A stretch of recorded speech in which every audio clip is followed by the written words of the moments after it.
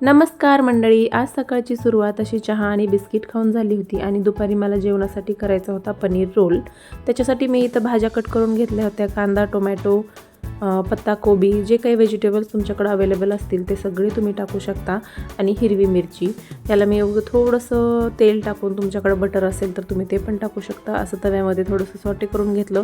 आणि हे मी पनीर विकत आणलं होतं आणि ते फारच हार्ड होतं म्हणून त्याला थोडंसं गरम पाण्यात टाकून घेतलं। आता हे सगळ्या भाज्या होत्या, त्याच्यात मी थोडा पनीर मसाला टाकून घेतला टेस्टसाठी आणि नंतर सगळं पनीर कट करून घेतलं छोट्या छोट्या क्यूब्समध्ये।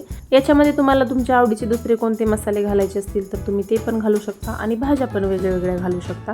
आता इथं चपातीला मी मिओनी आणि थोडंसं टोमॅटो सॉस लावून घेतलं होतं आणि ह्या जे भाज्या ते आपण सॉटे केलं होतं त्याच्यात ते ह्याच्यात मस्त असं स्प्रेड करून घ्यायचं आणि त्याचा एक गोल बनवून त्याला तव्यावर दोन्हीकडून शेकून घ्यायचं चांगलं असं क्रिस्पी होईपर्यंत, म्हणजे त्याची टेस्ट आणखीन छान लागते।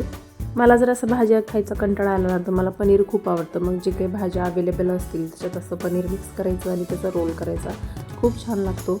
तुम्हाला पण कधी कधी भाजी आणि चपाती खायचा फक्त कंटाळा आला असेल तर तुम्ही पण कधीतरी ट्राय करून बघा आणि माझे व्हिडिओ आवडत असतील तर मला लाईक, शेअर, सबस्क्राईब नक्की करा। बाय।